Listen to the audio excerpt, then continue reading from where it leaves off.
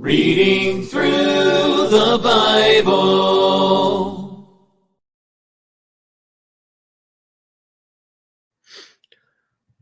Good evening. I'm Dennis, and I'm a Christian. This evening, you'll be reading Genesis chapter 1. Genesis 1. And the Lord visited Sarah as he had said, and the Lord did for Sarah as he had spoken. For Sarah conceived and bore Abraham a son in his old age. At the set time of which God had spoken to him. And Abraham called the name of his son who was born to him, whom Sarah bore to him, Isaac. Then Abraham circumcised his son Isaac when he was 8 days old, as God had commanded him. Now Abraham was 100 years old when his son Isaac was born to him. And Sarah said, God has made me laugh, and all who hear will laugh with me. She also said, who would have said to Abraham that Sarah would nurse children? For I have borne him a son in his old age. So the child grew and was weaned, and Abraham made a great feast on the same day that Isaac was weaned. And Sarah saw the son of Hagar the Egyptian, whom she had borne to Abraham, scoffing. Therefore she said to Abraham, cast out this bondwoman and her son, for the son of this bondwoman shall not be heir with my son, namely with Isaac. And the matter was very displeasing in Abraham's sight because of his son. But God said to Abraham, do not let it be displeasing in your sight because of the lad or because of your bondwoman. Whatever Sarah has said to you, listen to her voice, for in Isaac your seed shall be called. Yet I will also make a nation of the son of that bondwoman, because he is your seed.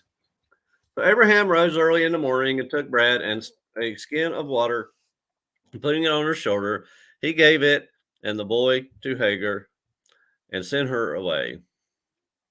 Then she departed and wandered in the wilderness of Beersheba. And the water in the skin was used up, and she placed the boy under one of the shrubs. Then she went and sat down across from him at a distance of about a bow shot. For she said to herself, let me not see the death of the boy. So she sat opposite him and lifted her voice and wept. And God heard the voice of the lad. And the angels of God called to Hagar out of heaven and said to her, what ails you, Hagar? Fear not, for God has heard the voice of the lad where he is. Arise, lift up the lad, and hold him with your hand, for I will make him a great nation.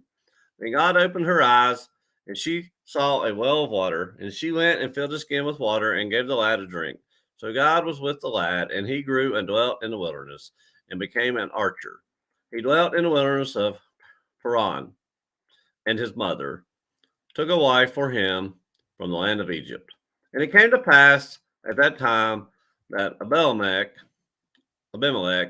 and Phicol, the commander of his army, spoke to Abraham, saying, God is with you in all that you do.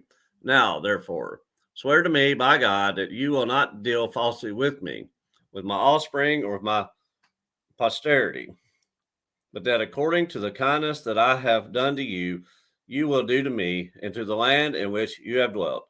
And Abraham said, I will swear. Then Abraham rebuked Abimelech because of a well of water which Abimelech's servants had seized. And Abimelech said, I do not know who has done this thing. You did not tell me, nor had I heard of it until today. So Abraham took sheep and oxen and gave them to Abimelech, and the two of them made a covenant. And Abraham set 7 ewe lambs of the flock by themselves. Then Abimelech asked Abraham, what is the meaning of these 7 ewe lambs which you have set by themselves?